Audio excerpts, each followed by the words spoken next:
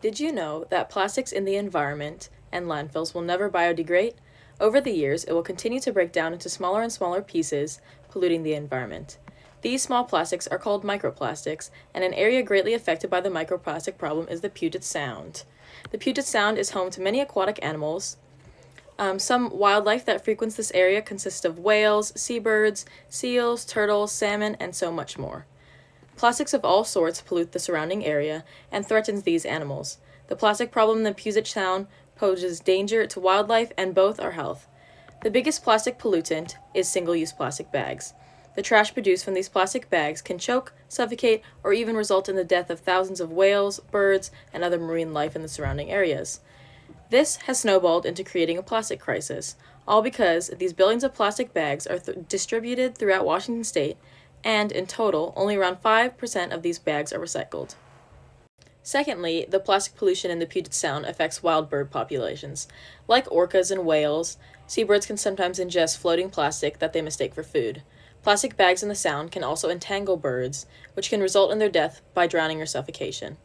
Also, seabirds sometimes feed their chicks small pieces of plastic, and this can result in their chick stomachs being full of plastic and eventually starve them to death.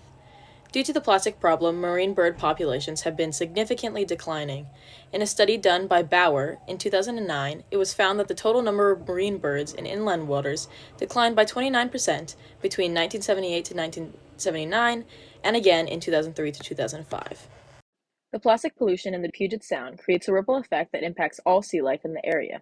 Firstly, the main wildlife group affected is the orca and whale population. Since orca populations in the Puget Sound rely on salmon as their main food source, they have been greatly affected by the decline in salmon populations due to the plastic pollution in the Sound. Orcas also fall victim to ingesting floating plastic that they mistake for food. An extreme example of this was in 2010 when a gray whale was found beached in West Seattle, and inside of its stomach they found 20 plastic bags.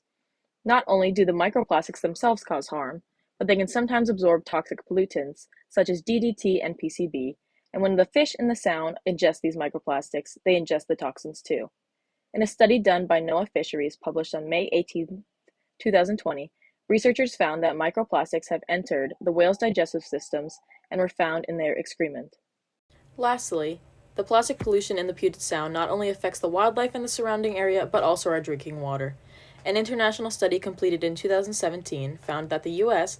had the highest microplastic contamination rate in our drinking water. From tap water samples taken across the United States, 94% of samples contain microplastics. In another study done by students at University of Washington, at the Seattle campus, microplastics were found in 100% of samples taken.